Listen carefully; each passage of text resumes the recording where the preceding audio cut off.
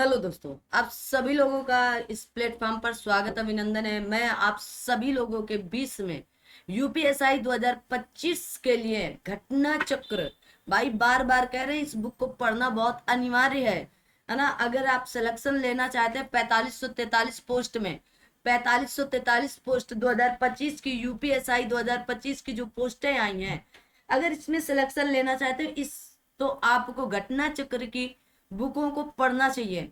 और आपको ये सारी बुक घटना चक्र की यूपीएसआई 2025 की जितनी भी हैं, आपको जो मार्केट में दिख रही है वो सारी कराई जाएंगी। ठीक है, तो टेंशन नहीं लेने का और इत्मीनान से पढ़ने का। केवल जो बुक नहीं खरीद पाए वो भी पढ़ सकते हैं, क्योंकि आपको पूरी की पूरी बुक पढ़ाई जा रही है।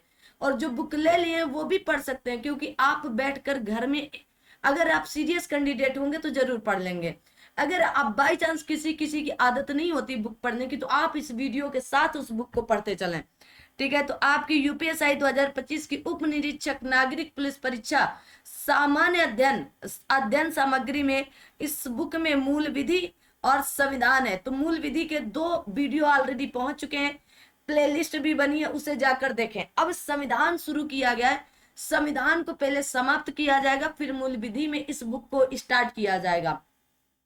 घटना चक्र की मौन मंत्र युक्त पुस्तक को, जिसमें से सामान्य ज्ञान पूरी तरह से समाप्त कर दिया गया, सामान्य हिंदी पूरी तरह से समाप्त कर दी गई। तो अब ये आपका दायित्व बनता है कि आप उन क्लासों को लेकर जा करके, संविधान का पहला वीडियो आपको कल दे दिया गया है, दूसरा वीडियो आज दिया जाएगा। और प्लीज आप सभी लोग ये कमेंट ना करें कि आप पूरा करवाएं, प्लीज पूरा करवाएं। हम आधा अधूरा कोई भी काम नहीं करते हैं, पहली बात है ना।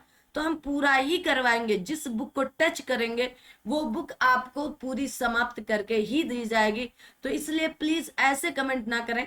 वीडियो कैसे लगते हैं ये जरूर बताएं, अपने दोस्त मित्र को जरूर यूपीएसआई 2025 और यूपी पुलिस 2025 की तैयारी करने वाले दोस्तों को जरूर ये वीडियो शेयर करें। संविधान के सब जगह क्वेश्चन आते हैं, यूपीपीसीएस, आरओ, एसएससी और जो भी आपके रेलवे, यूपीएसआई, यूपीपी और यूपी ट्रिपल एससी में अभी आपके पेट वाले जो क्वेश्चन अरे पेपर हुए उनमें से भी।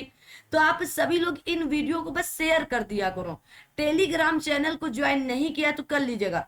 अगर आप चाहते हैं कि इसकी पीडीएफ आपको दे दी जाए तो आप मुझे पर्सनल मैसेज करें, क्योंकि ग्रुप में पीडीएफ देना अलाउ नहीं है ना। घटना चक्र ने एकदम हिदायत मना किया है कि नहीं आप अभी, क्योंकि पेपर अभी बच्चे बुक खरीद रहे हैं लगातार, नहीं तो उनका भी नुकसान है। देखिए इसमें कोई मतलब नाराज होने वाली बात नहीं कि हम पीडीएफ आपको देंगे या फिर आप किसी और को देंगे। इस तरह करके जब आप लोग बुक ही नहीं खरीदेंगे तो जिनको ज्यादा आवश्यकता है वो पर्सनल मैसेज टेलीग्राम पर जा करके कर सकते हैं। तो आइए आज के इस सेशन को शुरू करते हैं और बताना कैसी लगती हैं क्लासें। ठीक है, तो राज्य के नीति निर्देशक तत्वों से हमें स्टार्ट करना था।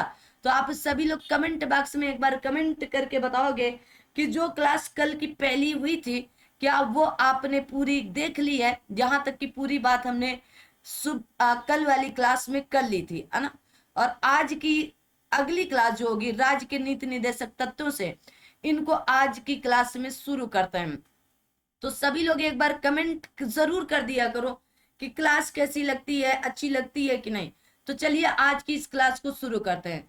राज्य के नीति निर्देशक तत्वों की बात करते हैं। ठीक है, तो राज्य के नीति निर्देशक तत्व भाग नंबर 4 में, कहां पर, भाग नंबर 4 में आर्टिकल नंबर 36 से लेकर 51 तक चर्चा की गई है। और ये आयरलैंड के संविधान से लिए गए। कहां से लिए गए? आयरलैंड के संविधान से।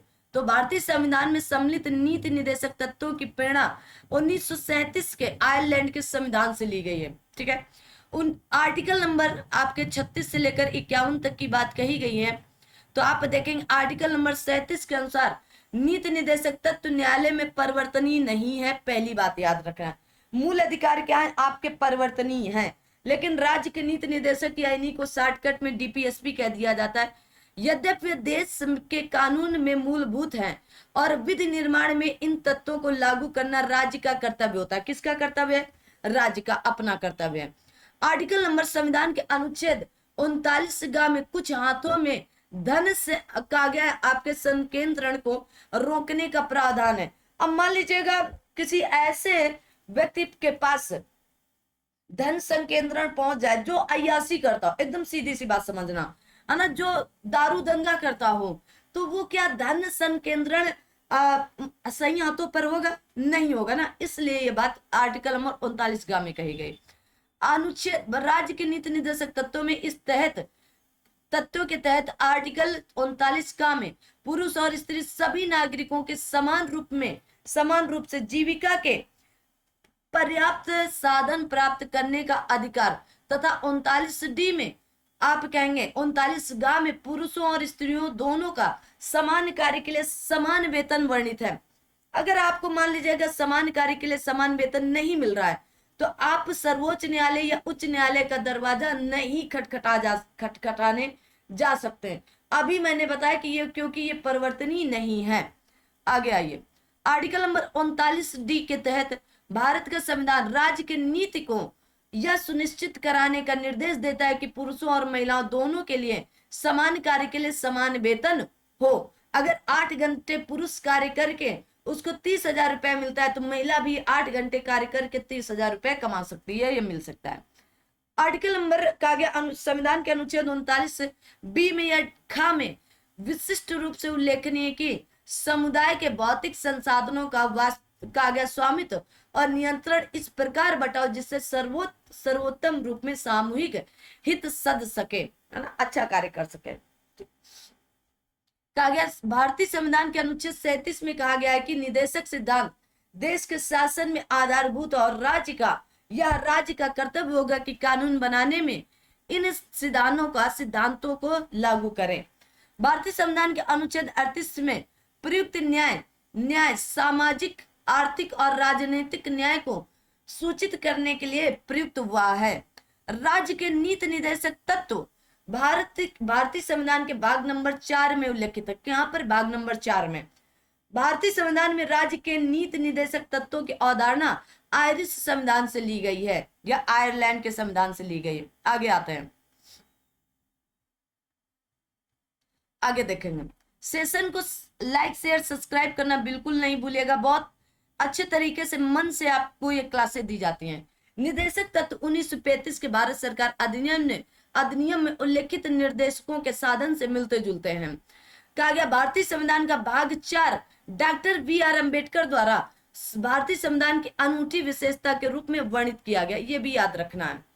डॉक्टर BR अम्बेडकर ने संविधान में कहा था कि एक सरकार जो बहुमत पर टिकी हुई वह अपनी नीति को आकार देते समय निदेशक तत्वों को शायद ही अनदेखा कर सकती है। कहा गया 1930 में डिप्रेस्ड क्लासेस एसोसिएशन की शुरुआत BR अम्बेडकर जी ने किया था, 2021 में पूछा गया है। कहा गया ग्रेनविल आइंस्टीन ने निदेशक तत्व और मौलिक अधिकारों को संविधान की आत्मा के रूप में वर्णित किया है। तो किसको बताया? दोनों को बताया, आपके मूल अधिकारों को भी और आपके निदेशक तत्वों को। आह्लाद कृष्ण स्वामी अय्यर ने प्रेषित किया कि लोगों के प्रति जिम्मेदार कोई भी मंत्रालय संविधान के भाग 4 में उल्लिखित प्रावधानों की अनदेखी को सहजता से बर्दाश्त नहीं कर सकता है। वेरी इंपॉर्टेंट है। ओके, आगे देखते हैं। तो सभी लोग अपने अपने दोस्त मित्रों से जरूर बताएं इस YouTube चैनल के बारे में, है ना, और थोड़ा सा शेयर वगैरह करते चलें। कहा गया भारत के पूर्व न्यायाधीश आपके MC चांगला ने टिप्पणी की है कि यदि सभी निदेशक तत्वों का अच्छी तरह से पालन किया जाए और उन्हें संपूर्णतया से लागू किया जाए तो हमारा देश इस धरा का स्वर्ग हो सकता है, इस धरा का स्वर्ग हो सकता है। कहा गया राज्य के नीति निर्देशक सिद्धांतों को भारतीय संविधान में शामिल किए जाने का उद्देश्य सामाजिक और आर्थिक प्रजातंत्र को स्थापित करना है। वेरी इंपॉर्टेंट है। कहा गया राज्य के नीति निर्देशक सिद्धांत सकारात्मक प्रकृति के और इनका लक्ष्य राज्य के लोक कल्याण कार्यों में वृद्धि कराना है या वृद्धि लाना है। कहा गया इनका उद्देश्य एक कल्याणकारी राज्य की स्थापना में सहायता करना है। भारत के संविधान के मौलिक अधिकार तथा राज्य के नीति निर्देशक सिद्धांत मानव अधिकारों के सिद्धांतों को शामिल करते हैं, जैसा कि मानव अधिकारों की सार्वभौम घोषणा में परिकल्पित है।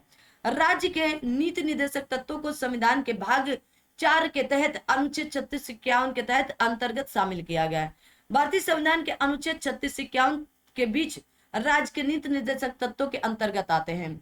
भारतीय संविधान का अनुच्छेद 39 समान कार्य के लिए समान वेतन से संबंधित, केवल 39 है ना, ये भी कोई गलत नहीं है, वैसे तो 39D है ना, पूर्णतया अगर आप समझोगे तो आर्टिकल नंबर 39D में कहा गया, लेकिन केवल अब मान लो 36, 37, 38, 39 तो, और पूछ रहा है प्रश्न समान कार्य के लिए समान वेतन किस आर्टिकल से संबंधित, तो 39 से संबंधित है, 2021 में पूछा भी गया है। ठीक है, आ दो भाई, आगे देखेंगे। आगे कहा गया भारतीय संविधान अनुच्छेद 39 राज्य को धन और उत्पादन के साधनों को जमा करने से रोकने का निर्देश देता है। संविधान के अनुच्छेद 39 में यह उपबंध है कि आर्थिक व्यवस्था इस प्रकार चले जिससे धन और उत्पादन के साधनों का सर्वसाधारण के लिए आपके अहितकारी संकेंद्रण ना हो। आर्टिकल नंबर 39F के तहत भारत का संविधान राज्य की नीति निदेशक तत्वों को यह सुनिश्चित कराने का निर्देश देता है कि बालकों और अल्पवय के शोषणों से और नैतिक तथा आर्थिक परित्याग के खिलाफ संरक्षित किया जाए। आर्टिकल भारतीय संविधान के आर्टिकल 39A समाज के गरीब और कमजोर वर्गों को मुफ्त कानूनी सहायता प्रदान करना और सभी के लिए न्याय सुनिश्चित कराने की बात कही गई। 2021 में पूछा गया है ये प्रश्न। ठीक है, दो बार पूछा गया। भारतीय संविधान का अनुच्छेद 40 तो ग्राम पंचायतों को संगठित करने के लिए निर्देशित करता है। LM सिंघवी समिति ने अनुशंसा की थी कि पंचायती राज संसाधनों को संवैधानिक रूप से स्वीकृत, संरक्षित और आपके परिरक्षित किया जाना चाहिए। कमेंट करना LM सिंघवी समिति कब आई है, कब आई थी। राज्य के नीति निदेशक सिद्धांतों में अनुच्छेद 43 के तहत 43 के तहत ग्रामीण क्षेत्रों में कुटीर उद्योगों को बढ़ावा देना तथा आपके अनुच्छेद 39 के तहत उद्योगों के प्रबंधन में श्रमिकों की भागीदारी सुनिश्चित करना राज्य के दायित्व हैं। कहा गया भारतीय संविधान के अनुच्छेद 42 में यह लिखा गया है कि राज्य मातृत्व राहत के लिए प्रावधान करेगा। ठीक है, इंपॉर्टेंट है। भारतीय संविधान का अनुच्छेद 43 राज्य को ग्रामीण क्षेत्रों में कुटीर उद्योगों को बढ़ावा देने के लिए निर्देशित करता है।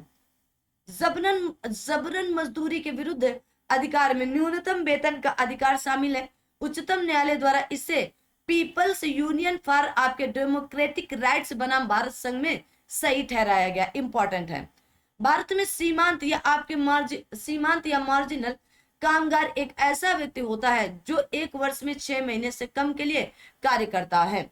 संविधान के अनुच्छेद 44 के तहत राज्य द्वारा भारत के समस्त राज्य क्षेत्र में नागरिकों के लिए समान कार्य के एक समान नागरिक संहिता या कॉमन सिविल कोड प्राप्त कराने का प्रयास करना नीति निदेशक तत्वों में शामिल किया गया है।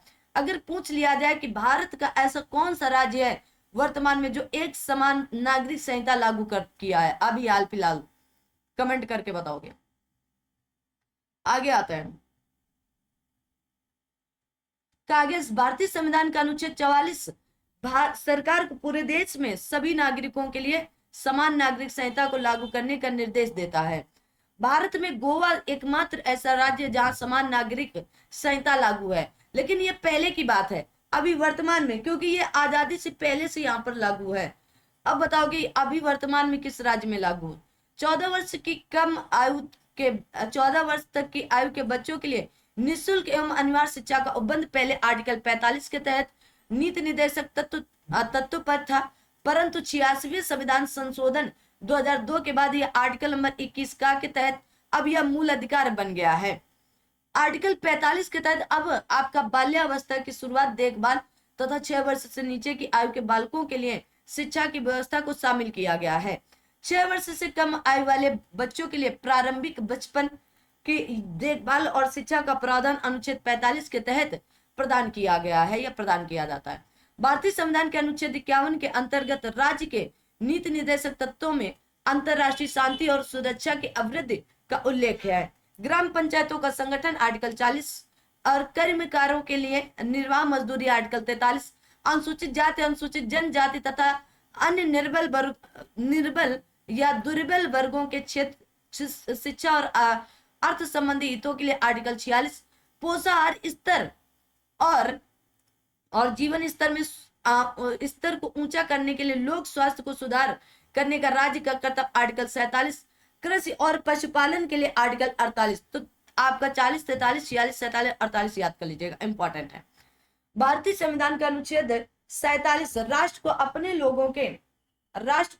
लोगों के पोषण स्तर और जीवन स्तर को बढ़ाने का निर्देश देती है। कहा गया है कि आपके भारतीय संविधान का अनुच्छेद 48 राज्य को गायों के वध पर रोक लगाने का निर्देश देता है। ठीक है, आगे देखते हैं। कहा गया भारतीय संविधान का अनुच्छेद 48 राज्य को आधुनिक और वैज्ञानिक पद्धति पर कृषि और पशुपालन को व्यवस्थित करने का निर्देश देता है। आगे देखेंगे। कहा गया आर्टिकल 48A राज्य को पर्यावरण संरक्षण तथा संवर्धन के लिए निर्देशित करता है। आगे देखते हैं। कहा गया आर्टिकल 49 राज्य को राष्ट्रीय महत्व के स्मारकों की सुरक्षा का निर्देश देता है। आर्टिकल 50 राष्ट्र को सार्वजनिक सेवाओं में कार्यपालिका से न्यायपालिका को अलग करने के लिए निर्देश देते हैं। आगे आते हैं।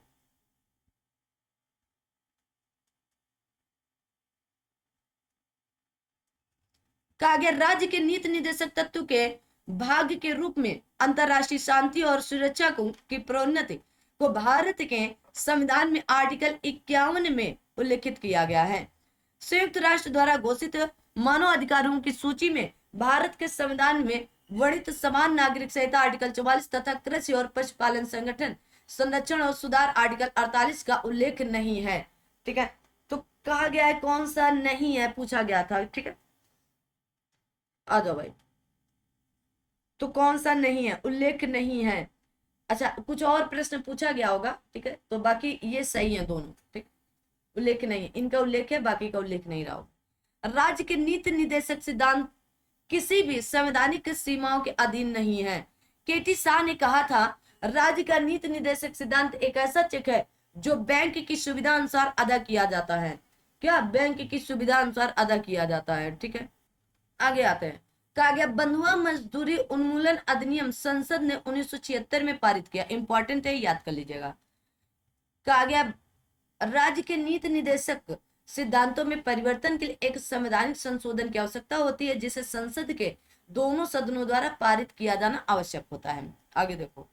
कहा गया संविधान के अनुच्छेद 51 में अंतरराष्ट्रीय शांति और सुरक्षा को बढ़ावा देने संबंधी उपबंध है। अब यहाँ पर राज्य के नीति निर्देशक तत्व देखो, अब एक जगह बात कर दी गई, इसलिए ये बुक बहुत ही बेहतरीन है। यूपीएसआई 2025 में 4343 पोस्ट में से एक पोस्ट अपनी करना चाहते हैं तो प्लीज रिक्वेस्ट है, ये क्लासेस सिर्फ आपके लिए हैं, क्योंकि ये यूपीएसआई से संबंधित बुक है। यूपीएसआई में पूछे गए प्रश्न है तो आप करते चलें।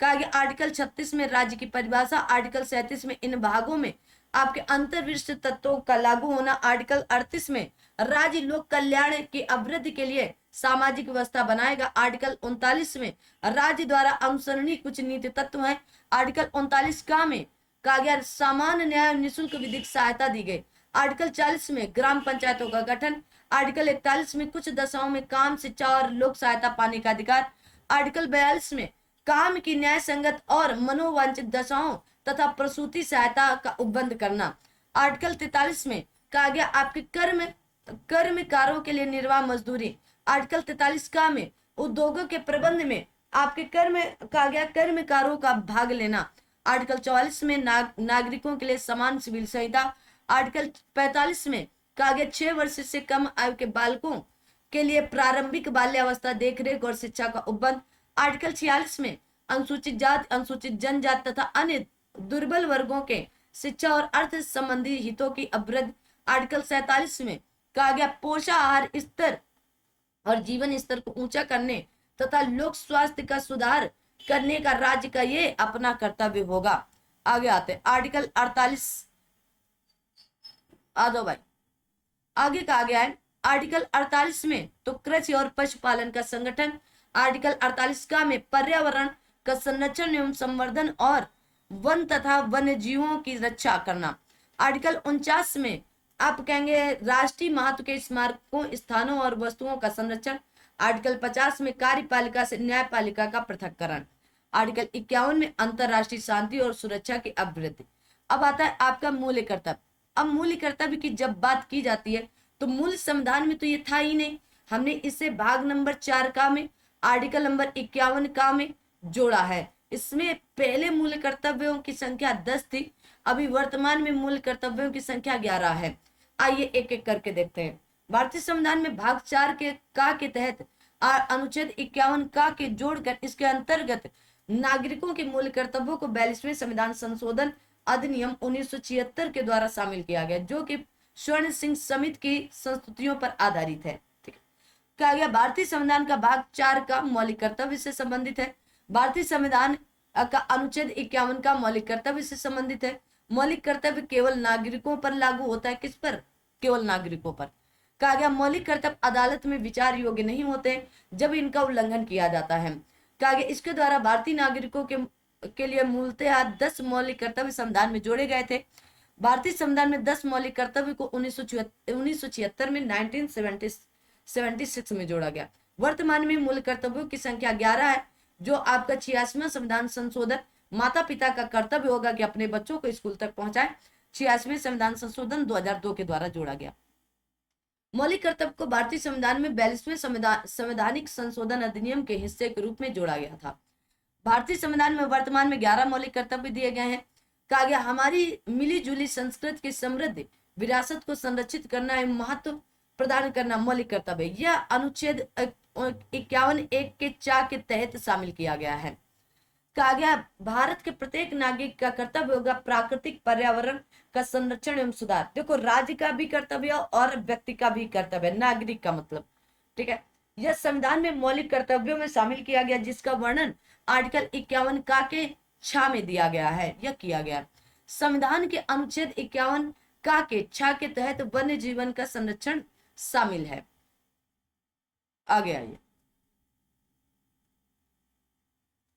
कहा गया संविधान के प्रति निष्ठावान रहना और उसके आदर्शों का सम्मान करना आर्टिकल नंबर 51 का के तहत मूल कर्तव्यों में शामिल है। कहा गया मौलिक कर्तव्य भारत के मूल संविधान का हिस्सा नहीं था। बार बार कह रहे हैं, 2021 में पूछा गया है। ये बाद में 42वें संविधान संशोधन अधिनियम 1976 के द्वारा जोड़ा गया है। तो आप सभी लोग ये बात को याद रखना कि ये कोई आपके मूल संविधान में नहीं थे। ठीक है, ओके,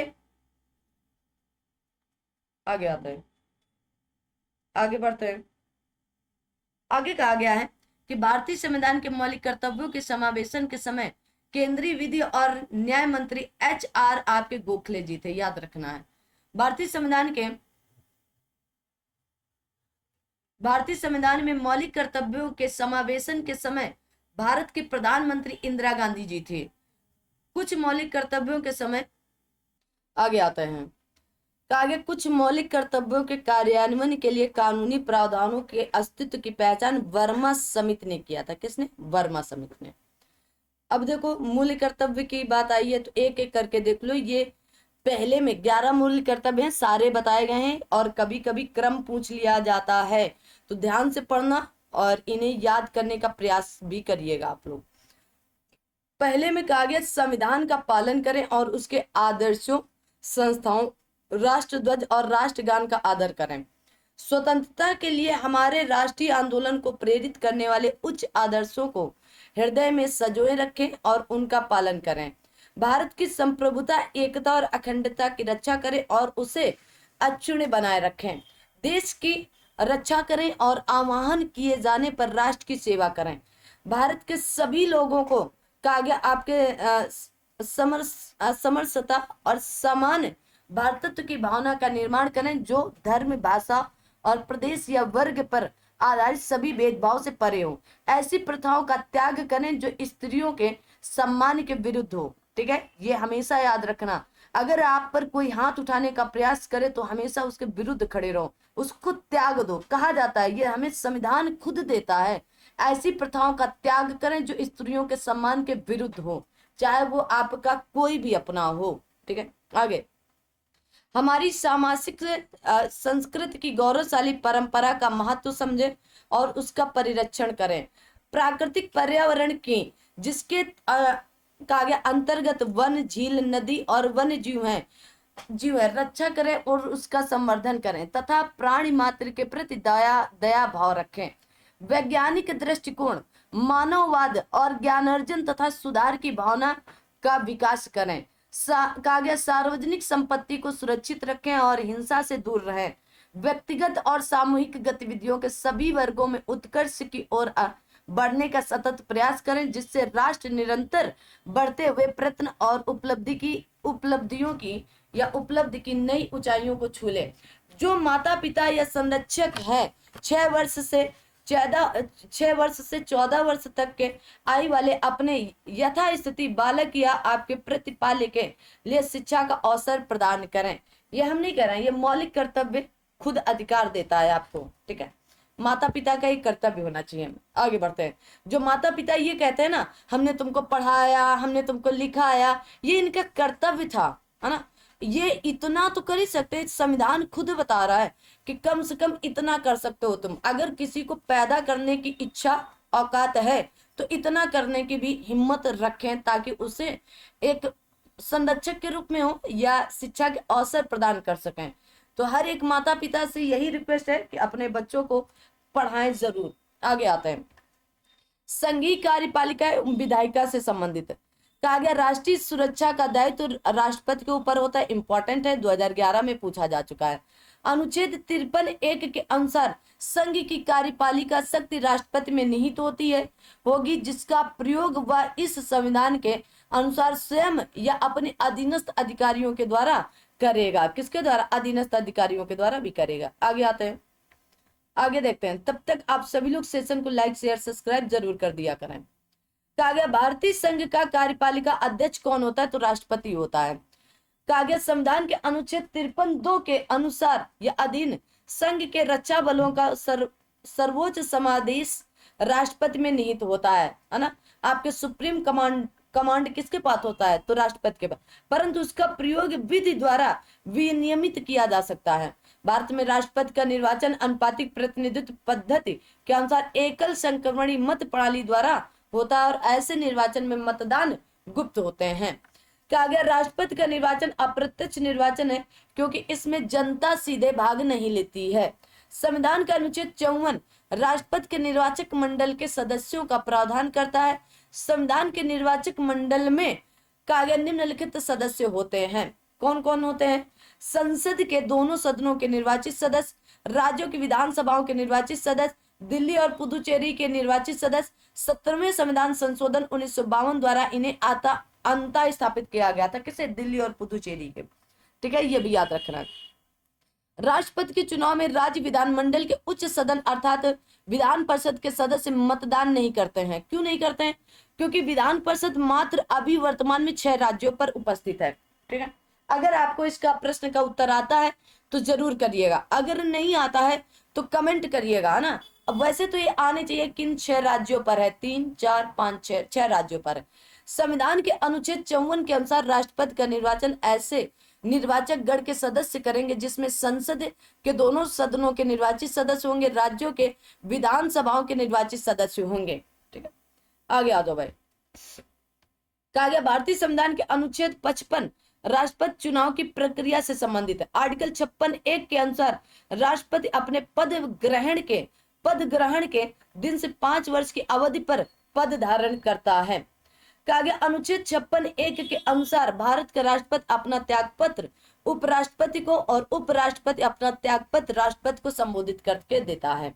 आर्टिकल 56 के खंड 1 के उपखंड ख के अनुसार संविधान का अतिक्रमण करने पर राष्ट्रपति को आर्टिकल 61 में उपबंधित रीति कहा गया है। अनुच्छेद 61 राष्ट्रपति पर महाभियोग चलाने की प्रक्रिया से संसद द्वारा चलाए गए महाभियोग के माध्यम से पद से हटाया जा सकता है। राष्ट्रपति के पद के लिए निर्वाचित होने वाले व्यक्ति में अनुच्छेद 58 के अनुसार योग्यताएं होनी चाहिए। भारत का नागरिक हो, 35 वर्ष की आयु पूरी कर चुका हो, लोकसभा का सदस्य निर्वाचित होने की योग्यता रखता हो। किसका? लोकसभा का, राष्ट्रपति का, राज्यसभा का नहीं। आगे देखते हैं। कहा गया आर्टिकल अनुच्छेद के आर्टिकल 59(1) के अनुसार यदि संसद के किसी सदन का या किसी राज्य के विधानमंडल के किसी सदन का कोई सदस्य राष्ट्रपति निर्वाचित हो जाता है तो यह समझा जाएगा कि उसने उस सदन में अपना स्थान राष्ट्रपति के रूप में अपने पद ग्रहण की तारीख से रिक्त कर दिया है। आर्टिकल 61 के प्रावधानों के तहत महाभियोग एक अर्ध न्यायिक प्रक्रिया है जो संसद में चलाई जाती है। आर्टिकल 61 के सब आर्टिकल 1 के अनुसार राष्ट्रपति पर महाभियोग का आरोप संसद का कोई सदन लगा सकता है, लगाएगा, और खंड 3 के अनुसार दूसरा सदन उस आरोप का अन्वेषण करेगा या करवाएगा। ऐसे अन्वेषण में स्वयं उपस्थित होने का अथवा अपना प्रतिनिधित्व करने का राष्ट्रपति को अधिकार भी होगा। आर्टिकल 61 के सब आर्टिकल 2 के अनुसार ऐसा कोई आरोप तब तक नहीं लगाया जा सकता जब तक कि ऐसा आरोप लगाने की प्रास्थापना किसी ऐसे संकल्प में अंतर्विष्ट नहीं है जो कम से कम 14 दिन की लिखित सूचना के दिए जाने के पश्चात प्रस्तावित किया गया हो। इस प्रकार 14 दिन की अग्रिम सूचना के साथ ही संकल्प पर सदन की कुल सदस्य संख्या के कम से कम 1/4 सदस्यों के हस्ताक्षर भी होने चाहिए। ये भी आपको याद रखना है। भारत के राष्ट्रपति को हटाने की प्रक्रिया संसद में महाभियोग होता है। कहां पर? संसद में महाभियोग की प्रक्रिया से। आगे देखते हैं। कहा गया अनुच्छेद 62 के सब आर्टिकल 2 के अनुसार यदि मृत्यु, त्याग पत्र अथवा हटाए जाने की स्थिति में राष्ट्रपति का पद रिक्त हो तो ऐसे रिक्त को भरने के लिए निर्वाचन यथाशीघ्र और प्रत्येक दशा में 6 माह से पूर्व कराया जाएगा। अनुच्छेद 65 के तहत ऐसी रिक्त की स्थिति में राष्ट्रपति के पद का कार्यभार उपराष्ट्रपति संभालेगा। यदि किन्हीं कारणों से उपराष्ट्रपति भी उपलब्ध नहीं है तो सर्वोच्च न्यायालय का मुख्य न्यायाधीश या उसके न रहने पर उसी न्यायालय का वरिष्ठतम न्यायाधीश जो उस समय उपलब्ध है राष्ट्रपति के कृत्यों को संपादित करेगा। राष्ट्रपति उत्तराधिकार अधिनियम 1969 के तहत। अब सीधी सी बात समझना है कि अगर राष्ट्रपति का पद खाली है तो उपराष्ट्रपति संभालेगा। अगर मान लीजिए उपराष्ट्रपति नहीं है तो सर्वोच्च न्यायालय का मुख्य न्यायाधीश संभालेगा। अब मान लीजिए किसी कारणवश ये तीनों पद खाली हो गए तो आपके सर्वोच्च न्यायालय का जो वरिष्ठतम सदस्य, अब कहेंगे वरिष्ठतम भी नहीं तो ऐसा थोड़ी ना कि काया ही पलट गई पूरी, है ना, तो कोई ना कोई तो होगा, उनमें जो वरिष्ठ होगा वही संभालेगा। ठीक है। केंद्रीय सतर्कता आयुक्त की नियुक्ति भारत का राष्ट्रपति करता है। कहा गया भाषाई अल्पसंख्यक के विशेष अधिकारी की नियुक्ति भारत का राष्ट्रपति करता है। याद कर लें। भारत के राष्ट्रपति के महाभियोग जैसे महत्वपूर्ण मामले से निपटने के लिए मूल प्रस्ताव एक स्वनिहित स्वतंत्र प्रस्ताव होता है। उपराष्ट्रपति अनुच्छेद 62 और 65 के तहत अधिकतम 6 महीने की अवधि तक राष्ट्रपति के रूप में कार्य कर सकते हैं। इसीलिए कहा जाता है कि 6 माह में हर हाल में राष्ट्रपति का पद भरा जाना चाहिए। 6 माह तक केवल उपराष्ट्रपति कार्य कर सकते हैं। आर्टिकल 64 और 89(1) के अनुसार उपराष्ट्रपति राज्यसभा का पदेन सभा होता है। तो ये बात आर्टिकल 64 में भी कही गई और आर्टिकल 89 के सब आर्टिकल 1 में भी कही गई है। आगे आते हैं। आगे देखने का प्रयास करेंगे और सभी लोग सेशन को लाइक, शेयर, सब्सक्राइब भी करने का प्रयास करेंगे। आगे देखो आर्टिकल नंबर 66 कहा गया 66 भारत के राष्ट्रपति के चुनाव से संबंधित है। भारत का उपराष्ट्रपति निर्वाचित होने का पात्र तभी होगा जब वह भारत का नागरिक हो, 35 वर्ष की आयु पूरी कर चुका हो, राज्यसभा का सदस्य निर्वाचित होने के लिए अर्ह या योग्य हो।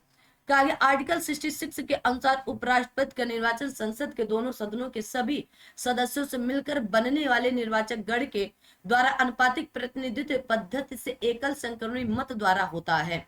ठीक है। भारत के उपराष्ट्रपति का चुनाव करने वाले निर्वाचक गण में संसद के दोनों सदनों के निर्वाचित तथा मनोनीत सदस्य शामिल होते हैं या भाग लेते हैं। भारत के उपराष्ट्रपति को पद की शपथ भारत का राष्ट्रपति दिलाता है।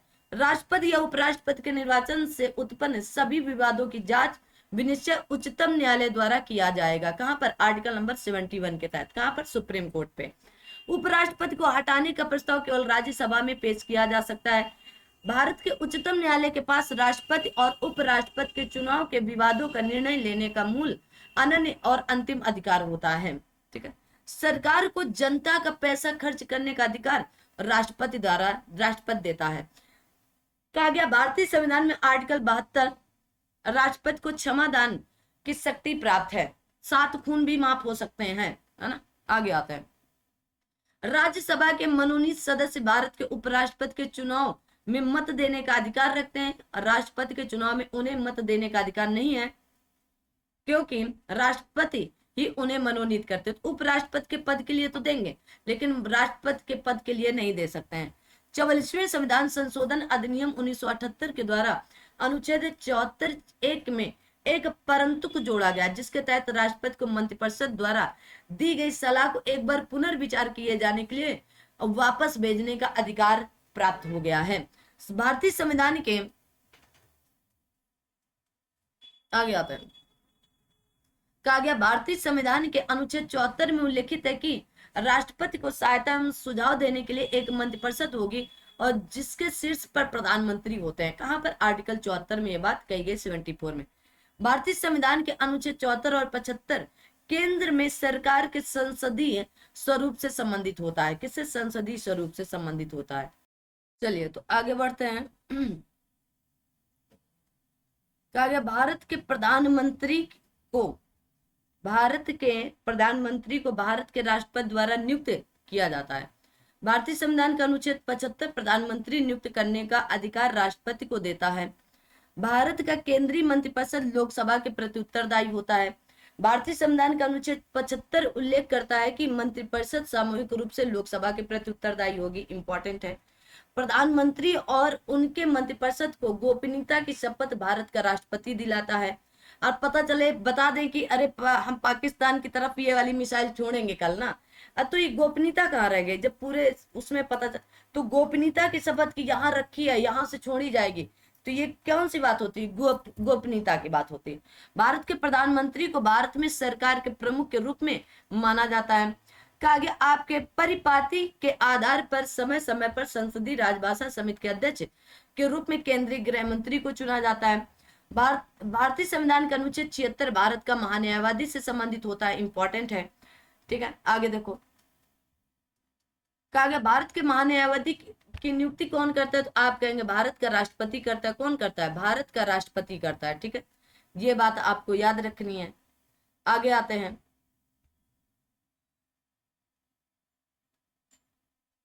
भारतीय संविधान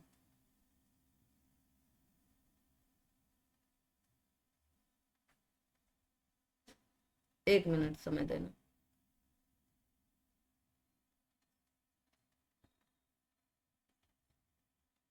चलिए तो क्या बोलोगे? भारतीय संविधान के संदर्भ में भारत के महान्यायवादी की पदावधि की कोई निश्चित अवधि नहीं है, क्योंकि भारत के राष्ट्रपति से नियुक्त करते हैं तो उनके प्रसाद पर्यंत कार्य करता है।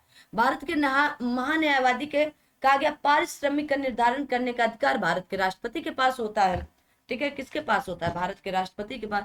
भारत का सर्वोच्च कानून अधिकारी भारत का महान्यायवादी होता है, जो आर्टिकल 76 के तहत। महान्यायवादी को लोकसभा की कार्यवाही में भी कहा गया विशिष्ट निमंत्रण पर भाग लेने का अधिकार होता है। ठीक है, भाग लेने का। आर्टिकल 79 के अनुसार भारतीय संसद राष्ट्रपति और दो सदनों अर्थात लोकसभा और राज्यसभा से मिलकर बनती है। कहा गया संविधान के आर्टिकल 80 में राज्यसभा की संरचना का उल्लेख किया गया है। कहा गया भारतीय संविधान के तहत भारत की संसद में राज्यसभा, लोकसभा और भारत के राष्ट्रपति शामिल होते हैं। आगे देखते हैं। कहा गया भारत राष्ट्रपति द्वारा राज्यसभा में कितने सदस्यों को मनोनीत किया जाता है? तो 12 सदस्यों को मनोनीत किया जाता है। कितने? 12 सदस्यों को मनोनीत किया जाता है। ठीक है, आगे आ जाते हैं। आगे देखें। कहा गया संसदीय और विधानसभा क्षेत्रों में की सीमाओं के समायोजन के संबंध में भारत का परिसीमन आयोग अनुशंसा करता है। राज्यों के संघ और राज्य क्षेत्रों के 338 से अनधिक प्रतिनिधियों तथा राष्ट्रपति द्वारा नाम निर्देशित किए जाने वाले 12 सदस्यों से मिलकर राज्यसभा बनेगी। राज्यसभा में भारत के प्रत्येक राज्य और संघ राज्य क्षेत्रों के सीटों के आवंटन का उल्लेख भारत के संविधान की 4th अनुसूची में है। किसमें? 4th अनुसूची में। जब अनुसूचियां पढ़ाएंगे तो पूरी बता देंगे। पहली अनुसूची में भारत राज्यों का संघ होगा, दूसरी में वेतन की बात कही गई, तीसरी में शपथ की बात कही गई, चौथी में राज्यसभा में सीटों का आवंटन, 5वीं में अनुसूचित जाति अनुसूचित जनजाति के बारे में बात की गई, 6ठी अनुसूची में असम कहा गया, असम त्रिपुरा मेघालय मिजोरम में अनुसूचित जात अनुसूचित जनजाति और पिछड़े वर्गों या आपके जो दुर्बल वर्ग होते हैं उनको उत्थान की बात कही। 7वीं अनुसूची में आप कहेंगे शक्तियों का बंटवारा, 8वीं अनुसूची में भाषा, 9वीं अनुसूची में भूमि सुधार, 10वीं अनुसूची में दल बदल, 11वीं अनुसूची आप कहेंगे नगर पंचायत से और ग्राम पंचायत से ग्राम पंचायतों को, और 12वीं अनुसूची नगर पंचायत या आपके नगर निगम से संबंधित है। आगे आते हैं, अनुच्छेद 80 के अनुसार राष्ट्रपति द्वारा राज्यसभा में ऐसे 12 व्यक्ति मनोनीत किए जाते हैं जो साहित्य, विज्ञान, कला और समाज सेवा में के क्षेत्र में विशेष ज्ञान का व्यवहारिक अनुभव प्राप्त हो। राज्यसभा के अधिकतम सदस्यों की संख्या 250 हो सकती है। कितनी? 250। वर्तमान में 12 मनोनीत और आपके 233 राज्यों एवं संघ राज्य क्षेत्रों की प्रतिनिधित्व सहित राज्यसभा की कुल संख्या 245 है। आर्टिकल 84 के अनुसार राज्यसभा में राज्यों के प्रतिनिधि सदस्य या राज्य विधानसभाओं के निर्वाचित सदस्यों द्वारा अनुपातिक प्रतिनिधित्व के आधार पर एकल संक्रमणी मत द्वारा चुने जाते हैं। राज्यसभा में राज्यों को प्रतिनिधित्व उनकी जनसंख्या के अनुपात में दिया गया है। भारत के संविधान के अनुच्छेद 82 तथा अनुच्छेद 82 और आर्टिकल या अनुच्छेद 170 प्रत्येक राज्य के पुनः समायोजन और प्रदेशित क्षेत्रों में उसके विभाजन के लिए प्रावधान करते हैं। ठीक है। आर्टिकल 83(1) के अनुसार राज्यसभा का विघटन नहीं होता है, अर्थात यह एक स्थायी सदन है। कैसा है? स्थायी सदन। इसके जो सदस्य कार्य करते हैं, राज्यसभा के सदस्यों का कार्यकाल 6 वर्ष का होता है और आप देखेंगे प्रत्येक दूसरे वर्ष है ना क्या होता है, प्रत्येक दूसरे वर्ष ये 1/3 सदस्य मनोनीत होते हैं। ठीक है, याद रखना। राज्यसभा के यथासंभव निकट 1/3 सदस्य प्रत्येक 2 वर्षों की समाप्ति पर सेवानिवृत्त होते हैं, ये याद रखना है। ठीक है। राज्यसभा के लिए चुने गए या नामांकित सदस्यों का कार्यकाल कितना होता है? 6 वर्ष का होता है। राज्यसभा के सदस्यों का कार्यकाल कितना होता है? 6 वर्षों का होता है। ठीक है, कितना होता है? 6 वर्षों का होता है। आगे आते हैं, आगे कहा गया अनुच्छेद 83 के सब आर्टिकल 2 के परंतु के अनुसार लोकसभा का कार्यकाल आपातकाल की उद्घोषणा के प्रवर्तन में रहने के द्वारा एक बार में 1 वर्ष के लिए बढ़ाया जा सकता है। तथापि अब आपात उद्घोषणा के प्रवर्तन में न रह जाने की स्थिति में उसका विस्तार किसी भी दशा में 6 माह की अवधि से अधिक नहीं होगा। आगे देखो, कहा गया अनुच्छेद संविधान के अनुच्छेद 84 ख के अनुसार लोकसभा में निर्वाचित होने के लिए न्यूनतम आयु 25 वर्ष तथा राज्यसभा में निर्वाचित होने के लिए न्यूनतम आयु 30 वर्ष होनी चाहिए। राष्ट्रपति या उपराष्ट्रपति बनने के लिए न्यूनतम आयु 35 वर्ष होनी चाहिए। आगे आते हैं, कहा गया लोकसभा चुनाव में यदि कोई प्रत्याशी कुल पड़े वैध मतों का 1/6 भाग प्राप्त नहीं कर पाता है तब उस पर उम्मीदवार की जमानत राशि जब्त हो जाती है, अर्थात वह अपनी जमानत खो बैठता है और ये बहुत शर्म की बात होती है। लोकसभा जनता की सभा कही जाती है। क्या कहा जाता है? लोकसभा को जनता को लोकप्रिय सदन, निम्न सदन के नाम से भी जाना जाता है। लोकसभा सदस्य जनता द्वारा प्रत्यक्ष निर्वाचन से चुने जाते हैं। लोकसभा सदस्यों की अधिकतम संख्या 350, 250 राज्यों 550 अधिकतम हो सकते हैं, 530 राज्यों से और 20 संघ राज्य क्षेत्रों से हो सकते हैं। ठीक है, आ जाओ। उल्लेखनीय की अनुच्छेद 331 के तहत राष्ट्रपति द्वारा लोकसभा में एंग्लो इंडियन समुदाय के 2 सदस्यों को मनोनीत किए जा सकने की प्रावधान की अवधि आपके 104वें संविधान संशोधन अधिनियम 2019 के द्वारा आगे न बढ़ाते हुए 25 जनवरी 2020 के पश्चात निष्प्रभावी कर दिया गया। पहले आर्टिकल नंबर 331 के तहत 2 आपको एंग्लो इंडियन समुदाय के सदस्यों को मनोनीत किया करते थे। कहा गया वर्तमान में लोकसभा की कुल सदस्य संख्या 543 है। जम्मू और कश्मीर पुनर्गठन अधिनियम 2019 प्रभावी होने के साथ राज्यों से लोकसभा में निर्वाचित सदस्यों की संख्या 530 से घटकर 524 हो गई है, जबकि संघ राज्य क्षेत्रों के प्रतिनिधियों की संख्या बढ़कर 19 हो गई है। यह अधिनियम 31 अक्टूबर 2019 से प्रभावी है। आर्टिकल 85(a) के अनुसार लोकसभा के एक सत्र की अंतिम बैठक और आगामी सत्र की प्रथम बैठक के लिए नियत तारीख के बीच 6 माह से अधिक का अंतर नहीं होगा। ठीक है, इस प्रकार लोकसभा के कम से कम वर्ष में 2 बार सत्र बुलाए जा सकते हैं। जब अधिक कहा गया 6 माह से अधिक का अंतर नहीं होना चाहिए ना। कहा गया आर्टिकल 85(2) के ख के अनुसार लोकसभा का कार्यकाल पूरा होने से पहले भंग किया जा सकता है और ये राष्ट्रपति कर सकते हैं। प्रधानमंत्री या मंत्रिपरिषद की सिफारिश पर राष्ट्रपति द्वारा लोकसभा को कार्यकाल से पहले भंग किया जा सकता है। किसके द्वारा? राष्ट्रपति के द्वारा। संविधान के अनुच्छेद 64 और आर्टिकल का अनुच्छेद 89 के सब आर्टिकल 1 में यह उल्लेखित है, भारत का उपराष्ट्रपति राज्यसभा का पदेन सभापति होगा। तो किसमें कहा गया? 64 में भी कहा गया और 89 में भी कहा गया या 89 में भी कहा। उपराष्ट्रपति राज्यसभा का सदस्य नहीं होता, ये भी याद रखना है। संविधान के अनुच्छेद 93 में उपबंधित है कि लोकसभा यथाशीघ्र अपने 2 सदस्यों को अपना अध्यक्ष और उपाध्यक्ष चुनेगी। ठीक है। कहा गया अनुच्छेद 94 के अनुसार लोकसभा का अध्यक्ष अपना हस्तलिखित त्यागपत्र लोकसभा उपाध्यक्ष को सौंपता है। अनुच्छेद 94 के अनुसार लोकसभा के सभी सदस्यों के बहुमत से पारित संकल्प के द्वारा लोकसभा का अध्यक्ष या उपाध्यक्ष को पद से हटाया जा सकता है, किंतु ऐसा संकल्प तब तक पारित नहीं किया जा सकेगा जब तक इस आशय की कम से कम 14 दिन पूर्व लिखित सूचना न दी गई हो। आगे बढ़ते हैं, आगे आ जाओ भाई।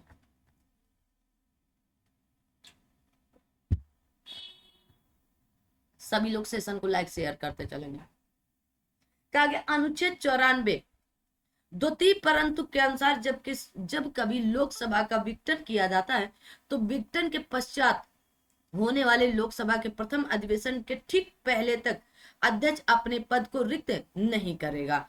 नवनिर्वाचित सदन में लोकसभा के अध्यक्ष के चुनाव से पूर्व सदन के सामान्यतः सर्वाधिक वरिष्ठ सदस्य को प्रोटेम स्पीकर के रूप में राष्ट्रपति नियुक्त करता है, जो कि नवनिर्वाचित सदस्यों को शपथ दिलाता है तथा स्पीकर के चुनाव तक सदन की अध्यक्षता भी करता है। फिर ये स्वतः ही समाप्त हो जाता है पद। कहा गया आर्टिकल 96 के सब आर्टिकल 2 के तहत लोकसभा अध्यक्ष उस पद से हटाने के प्रस्ताव पर प्रथमता मत देने का हकदार है, किंतु मत बराबर होने की दशा में मत देने का हकदार नहीं है। ठीक है, तो क्या कहेंगे? आगे आता है, कहा गया जब आपातकाल की उद्घोषणा चल रही हो तब भारतीय संसद को लोकसभा का कार्यकाल बढ़ाने का अधिकार होता है। क्या होता है? अधिकार होता है। ठीक है, आगे देखते हैं। चलिए, राज्यसभा के सदस्यों के रूप में चुने जाने के लिए किसी व्यक्ति की न्यूनतम आयु 30 वर्ष होनी चाहिए। यदि मध्यवर्ती चुनाव न हो तो लोकसभा और प्रत्येक राज्य विधानसभा के लिए चुनाव प्रत्येक 5 वर्ष में होना चाहिए। उत्तरदायी शासन सरकार के संसदीय स्वरूप के रूप में भी जाना जाता है। सरकार के संसदीय स्वरूप का दूसरा नाम राजशाही शासन नहीं है। 5वीं लोकसभा बहुत इंपॉर्टेंट है। 5वीं लोकसभा का कार्यकाल संसद के कानून द्वारा 1 वर्ष में 1 वर्ष के बाद 2 बार बढ़ाया गया था। याद रखना, 2021 में यह बात पूछी गई थी। भारत की राज्यसभा के पदेन अध्यक्ष भारत का उपराष्ट्रपति होता है। ये आर्टिकल 64 में और आर्टिकल 89 के सब आर्टिकल 1 में ये बात बताई गई। केवल लोकसभा सदस्य लोकसभा के अध्यक्ष के चुनाव में भाग लेता है। ठीक, आगे आते हैं। कहा गया है भारतीय संसद समूह का पदेन अध्यक्ष लोकसभा अध्यक्ष होता है, जो भारत का संसद और विश्व के विभिन्न सांसदों के बीच एक कड़ी है। नवनिर्वाचित लोकसभा की बैठक की अध्यक्षता करने के लिए स्पीकर प्रोटेम कुछ समय के लिए स्पीकर की नियुक्ति भारत का राष्ट्रपति करता है। लोकसभा अध्यक्ष लोकसभा के उपाध्यक्ष के चुनाव की तारीख तय करता है। आगे आते हैं, आगे देखेंगे। आगे कहा गया भारत के अध्यक्ष या उपाध्यक्ष या डिप्टी स्पीकर या स्पीकर पद भारत सरकार अधिनियम 1919 के प्रावधान के तहत सृजित हुए थे।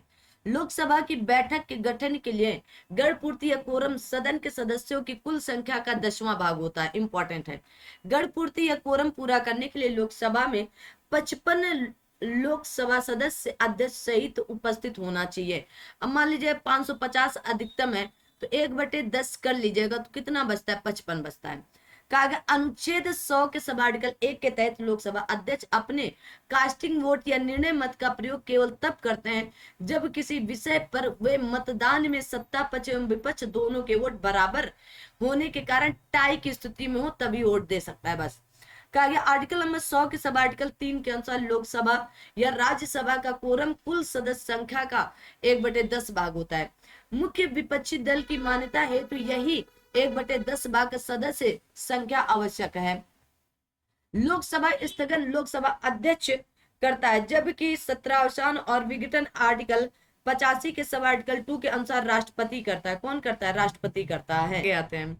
कहा गया अगला है, कहा गया अनुच्छेद 101 के सब आर्टिकल 4 के अनुसार संसद एवं अनुच्छेद 190 के सब आर्टिकल 4 के अनुसार राज्य विधानमंडल के किसी सदस्य की सदस्यता तब समाप्त की जा सकती जब वह 60 दिन की अवधि तक सदन की अनुज्ञा के बिना उसके सभी अधिवेशनों से अनुपस्थिति रहा हो, मतलब उपस्थित ना रहा हो, बिना बताए अगर 60 दिनों तक लगातार।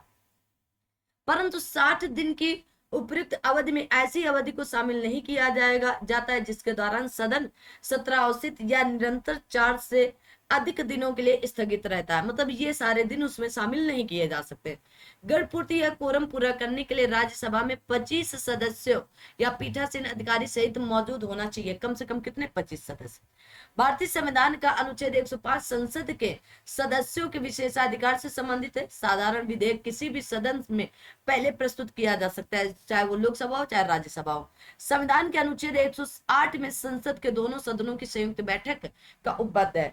कहा गया भारतीय संसद की पहली संयुक्त बैठक 1961 में आयोजित की गई थी। संसद के दोनों सदनों की संयुक्त बैठक बुलाने का अधिकार भारत के राष्ट्रपति के पास होता है। लोकसभा के अध्यक्ष पद अध्यक्ष संसद के दोनों सदनों की संयुक्त बैठक की अध्यक्षता करता है। अगर पूछ लिया जाए कि संयुक्त बैठक की अध्यक्षता कौन करेगा, तो आप कहेंगे लोकसभा अध्यक्ष या स्पीकर करेगा, लेकिन इसको बुलाता कौन है? तो राष्ट्रपति बुलाता है, राष्ट्रपति बुलाता है। आगे आते हैं, आगे आते हैं, है ना? आ दो भाई, अगला देखते हैं। कहा गया संसद के दोनों सदनों की संयुक्त बैठक की अध्यक्षता लोकसभा का अध्यक्ष आर्टिकल नंबर 118 के तहत करता है। अध्यक्ष की अनुपस्थिति में संसद की संयुक्त बैठक में लोकसभा का उपाध्यक्ष पीठासीन होगा। कहा गया संविधान के अनुच्छेद 108 के अनुसार दोनों सदनों का संयुक्त अधिवेशन तब आयोजित होता है जब किसी विधेयक पर विचार करने और उसे पारित करने में दोनों सदनों में मतभेद हो। कोई विधेयक धन विधेयक है यानी इसका विनिश्चय संविधान के अनुच्छेद 110 के सब आर्टिकल 3 के अनुसार लोकसभा अध्यक्ष द्वारा किया जाता है, उसका विनिश्चय अंतिम होगा। लोकसभा अध्यक्ष बताएगा कि ये धन विधेयक है तो ठीक है। तो आर्टिकल नंबर 110 में धन विधेयक की बात की गई, लेकिन इसका विनिश्चय आर्टिकल नंबर 110 के सब आर्टिकल 3 के तहत लोकसभा अध्यक्ष तय करेगा। भारतीय संविधान का अनुच्छेद 110 धन विधेयक को परिभाषित करता है। किसी विधेयक को धन विधेयक के रूप में लोकसभा अध्यक्ष प्रमाणित कर सकता है। राज्यसभा अधिकतम 14 दिन तक धन विधेयक को रोक सकती है, बाकी कुछ कर नहीं सकती है। धन विधेयक को सर्वप्रथम लोकसभा में प्रस्तुत किया जाता है। संविधान के अनुच्छेद 109 के सब आर्टिकल 1 के अनुसार धन विधेयक राज्यसभा में पुनः स्थापित या पुनर्स्थापित नहीं किया जा सकता है। आर्टिकल नंबर 109 के सब आर्टिकल 2 के अनुसार धन विधेयक लोकसभा द्वारा पारित किए जाने के पश्चात राज्यसभा को उसकी सिफारिशों के लिए आपके परिचित किया जाता है, जिससे राज्यसभा अधिकतम 14 दिन तक की रोक कर सकती है। राज्यसभा के मनोनीत सदस्य राष्ट्रपति के चुनाव में मत नहीं दे सकते, जबकि उपराष्ट्रपति के चुनाव में मत देते हैं। शून्य बजट सबसे पहले 1970 के दशक में अमेरिका में शुरू किया गया था। शून्य आधारित बजट में कहा गया गत वर्षों के व्यय संबंधित आंकड़ों को कोई महत्व नहीं दिया जाता है। इस प्रणाली में कार्य इस आधार पर शुरू किया जाता है कि अगली अवधि के लिए बजट शून्य है तब तक कि प्रत्येक रुपए की मांग का किसी भी कार्य का प्रयोजन या क्रिया का औचित्य नहीं दिया जाता है। शून्य बजट में प्रत्येक नई अवधि के लिए सभी खर्चों को आपके न्यायोचित होना चाहिए। अब भारतीय संविधान का अनुच्छेद 112 आपके वार्षिक वित्तीय विवरण, जिसे हम आम बोलचाल की भाषा में बजट कहते हैं। कहा गया भारतीय संविधान के अनुच्छेद 112 के सब आर्टिकल 3 के अनुसार के तहत राष्ट्रपति के वेतन भत्ते, राज्यसभा के सभापति और उपसभापति के सभापति की तथा लोकसभा के अध्यक्ष उपाध्यक्ष के वेतन और भत्ते, सर्वोच्च न्यायालय के न्यायाधीशों के वेतन भत्ते और पेंशन, उच्च न्यायालय के न्यायाधीशों के पेंशन, नियंत्रक महालेखक परीक्षक के वेतन और भत्ते, पेंशन आदि भारत की संचित निधि से भारित व्यय होती है। आगे आता है। आगे कहा गया है कि प्रमुख राज्यों की लोकसभा सीटें। उत्तर प्रदेश में देश में सर्वाधिक सीटें 80 हैं। महाराष्ट्र में 48 सीटें हैं। कितनी? 48 सीटें हैं। पश्चिम बंगाल में 42, बिहार में 40, तमिलनाडु में 39, आपके मध्य प्रदेश में 29 हैं। पीसीएस वगैरह में ये सारे प्रश्न पूछे जाते हैं। कर्नाटक में 28, गुजरात में 26, राजस्थान में 25, आपके आंध्र प्रदेश में 25, उड़ीसा में 21, तेलंगाना में 17, असम में 14, झारखंड में 14, पंजाब में आपके 13 और छत्तीसगढ़ में 11 सीटें हैं। आगे आते हैं। कहा गया लोकसभा का प्रथम चुनाव 25 अक्टूबर 1951 से 21 फरवरी 1952 तक चला था। प्रथम लोकसभा का पहला अधिवेशन 13 मई 1952 को हुआ था। इंपॉर्टेंट है। क्षेत्रफल के आधार पर 5 बड़े लोकसभा निर्वाचन क्षेत्र तो लद्दाख है, आपका बाड़मेर है, कहा गया कच्छ है, अरुणाचल प्रदेश, अरुणाचल पूर्व और अरुणाचल पश्चिम है। ठीक है। क्षेत्रफल की दर से सबसे छोटा लोकसभा निर्वाचन क्षेत्र चांदनी चौक दिल्ली है। 15 मई 1952 को गणेश वासुदेव मालवंकर को लोकसभा का प्रथम अध्यक्ष बने थे या प्रथम अध्यक्ष नियुक्त किया गया था। 15वीं लोकसभा की अध्यक्षता मीरा कुमार लोकसभा की प्रथम महिला अध्यक्ष बनी थी। 15वीं लोकसभा के वर्तमान 17वीं लोकसभा के अध्यक्ष ओम बिरला है। कौन है? ओम बिरला जी हैं, है ना। तो अगर पूछ लिया जाए 18वीं लोकसभा के अध्यक्ष कौन है तो ओम बिरला जी हैं। ठीक है। कहा गया उपराष्ट्रपति को उपराष्ट्रपति के पद के लिए वेतन नहीं प्राप्त होता है, बल्कि राज्यसभा के सभापति के रूप में प्राप्त होता है। इंपॉर्टेंट है। राष्ट्रपति का वेतन 5 लाख रुपए, उपराष्ट्रपति राज्यसभा के सभापति के रूप में 4 लाख रुपए, राज्यपाल को 3.5 लाख रुपए वेतन मिलता है। ठीक है। क्या करते होंगे इतना पैसा महीने का? आगे आता है। कहा गया सर्वोच्च न्यायालय के मुख्य न्यायाधीश का वेतन 2,80,000 रुपए, सर्वोच्च न्यायालय के अन्य न्यायाधीश का वेतन 2,50,000 रुपए, उच्च न्यायालय के मुख्य न्यायाधीश का वेतन 2,50,000 रुपए, उच्च न्यायालय के अन्य न्यायाधीश का वेतन 2,25,000 रुपए, नियंत्रक एवं महालेखा परीक्षक का वेतन 2,50,000 रुपए और मुख्य चुनाव आयुक्त का वेतन 2,50,000 रुपए है। राज्यसभा का सदस्य निर्वाचित होने के लिए न्यूनतम आयु 30 वर्ष होनी चाहिए। राज्यसभा की निश्चित सदस्य संख्या 250 है, जिसमें राज्यों के संघीय क्षेत्रों से 238 से अनधिक सदस्य हो सकते हैं। वर्तमान में राज्यसभा में कुल 245 सदस्य हैं, जिसमें राष्ट्रपति द्वारा मनोनीत किए जाने वाले 12 सदस्य के अतिरिक्त तो 225 सदस्य राज्य विधानसभाओं के सदस्यों द्वारा और 8 संघीय क्षेत्र जम्मू कश्मीर से 4, 3 दिल्ली से 1 पुदुचेरी से एकल संक्रमणी मत पद्धति से निर्वाचित होते हैं। जम्मू और कश्मीर पुनर्गठन अधिनियम 2019 के पश्चात 31 अक्टूबर 2019 से प्रभावी है। आगे आते हैं। कहा गया भारत की प्रथम अभिनेत्री जिन्हें राज्यसभा के लिए नामांकित किया गया वो नरगिस दत्त थी। कौन थी? नरगिस दत्त। सर्वपल्ली राधाकृष्णन राज्यसभा के प्रथम सभापति थे। मतलब आप ऐसे भी कह सकते हैं कि सर्वपल्ली राधाकृष्णन पहले उपराष्ट्रपति भी थे, क्योंकि उपराष्ट्रपति राज्यसभा का सभापति बनता है। बात समझ पाए? आ जाओ। प्रमुख राज्यों की राज्यसभा सीटें। उत्तर प्रदेश में सर्वाधिक है, देश में 31 सीटें, महाराष्ट्र में 19, तमिलनाडु में 18, पश्चिम बंगाल में 16, बिहार में 16, कर्नाटक में 12, आंध्र प्रदेश में 11, गुजरात में 11, मध्य प्रदेश में 11, राजस्थान में 10, उड़ीसा में 10, केरल में 9, असम, पंजाब और तेलंगाना में 7, झारखंड में 6, हरियाणा और छत्तीसगढ़ में 5 सीटें हैं। कितनी है? 5 सीटें हैं। आगे आते हैं। शून्यकाल या 0 आवर्स लोकसभा में प्रश्नकाल या पूर्वाह्न आपके 11 से मध्याह्न 12 बजे के ठीक बाद के समय, आपके मध्याह्न 12 से अपराह्न 1 बजे के बीच के समय को कहते हैं, जिसमें संसद सदस्य बिना पूर्व सूचना के अति महत्वपूर्ण विषयों पर प्रश्न पूछता है। कहा गया आपके राज्यसभा में वर्ष 2014 में प्रश्नकाल का समय परिवर्तित कर आपके मध्याह्न 12 बजे से 1 बजे कर दिया गया है। अब वहां शून्यकाल प्रश्नकाल से पूर्व मतलब 11 से 12 बजे के मध्य होता है। लोक लेखा समिति के अध्यक्ष के रूप में लोकसभा अध्यक्ष परंपरा के अनुसार विपक्ष के किसी नेता को मनोनीत करते हैं। ये बात याद कर लीजिएगा। कहा गया इस समिति में कुल 22 सदस्य होते हैं, जिनमें लोकसभा से 15 और राज्यसभा से आपके कितने 7 सदस्य होते हैं। किसमें? आप कहेंगे लोक लेखा समिति में। लोक लेखा समिति में कितने, तो 22 सदस्य होते हैं। तो लोकसभा से 15 और राज्यसभा से 7। प्राक्कलन या आकलन समिति, इस समिति में सदस्यों की संख्या 30 होती है और ये सारे के सारे सदस्य लोकसभा के होते हैं। किसके होते हैं, लोकसभा। बात को आपको समझना पड़ेगा ना, सबसे बड़ी समिति भी है प्राक्कलन समिति और इसमें सारे के सारे सदस्य लोकसभा के होते हैं, ठीक है। कहा गया सरकारी उपक्रम समिति, इस समिति में भी 22 सदस्य, लोकसभा से 15 और राज्यसभा से 7 होते हैं। कहा गया अनुच्छेद 45 के सब आर्टिकल 2 के खा के अनुसार राष्ट्रपति लोकसभा को भंग कर सकता है। पीछे भी मैंने बता रखा है इस प्रश्न को। संसद के सदनों को संदेश भेजना और संबोधित करना अनुच्छेद 86 के अंतर्गत राष्ट्रपति का अधिकार होता है। संविधान के अनुच्छेद 108 के तहत किसी विधेयक पर दोनों सदनों के मध्य गतिरोध की स्थिति में लोकसभा और राज्यसभा की संयुक्त बैठक राष्ट्रपति द्वारा आहूत की जाती है, लेकिन इसकी अध्यक्षता आपके लोकसभा का अध्यक्ष करता है, ये भी याद रखना है।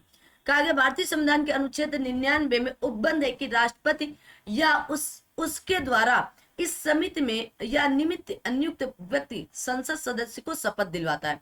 आर्टिकल नंबर 110 में धन विधेयक को परिभाषित किया गया। आर्टिकल नंबर 111 के अंतर्गत ये प्रावधान किया गया है कि राष्ट्रपति संसद के दोनों सदनों द्वारा पारित विधेयक पर स्वीकृति प्रदान करेगा या अपनी स्वीकृति रोक लेगा अथवा विधेयक धन विधेयक के अतिरिक्त को पुनर्विचार हेतु सदनों को लौटाया या लौटा सकेगा। अनुच्छेद 111 के तहत संसद के दोनों सदनों द्वारा पारित विधेयक राष्ट्रपति की स्वीकृति के बाद ही कानून का रूप लेता है। कहा गया भारत में केंद्रीय बजट पेश करने की तारीख राष्ट्रपति जी तय करते हैं।